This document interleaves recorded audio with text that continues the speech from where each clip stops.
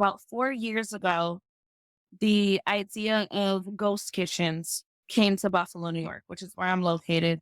And a ghost kitchen is just somewhere that sometimes a major corporation or even all the way down to a small business will rent a kitchen suite in a larger building for the purpose of takeout operations or just having somewhere to ground their food truck or their catering or anything like that. So Buffalo brought this building to the west side of the city back in 4 years ago. So just before 2020, it was 2019. And I was fortunate enough, there's only about 12 kitchens in the building, and there are hundreds of food businesses and especially small food businesses in Buffalo, New York. And I was one of the lucky dozen to embark on this journey with the developers for this first time project. It was the first time Buffalo had ever seen something like this.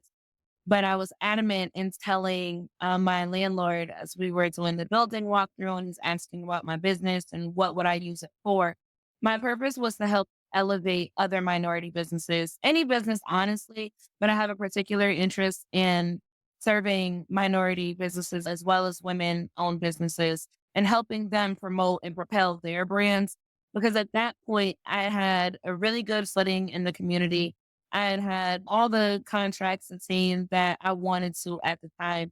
And I felt that it was the perfect opportunity for me to start to leverage and just lift others up as I continue to climb within my career.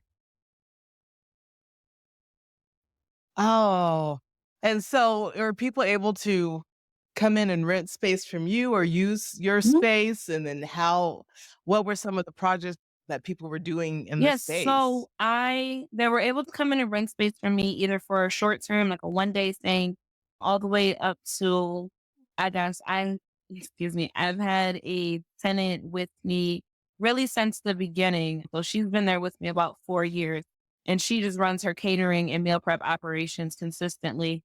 But I've had people do things as small as culinary photo shoots or commercials. So if they were trying to promote their brand via commercial, they've come in and done that. I've had a bartending company that wanted to come in and do a live and teach people how to make drinks in their homes. That was at the height of COVID. So at home happy hours were big for them then.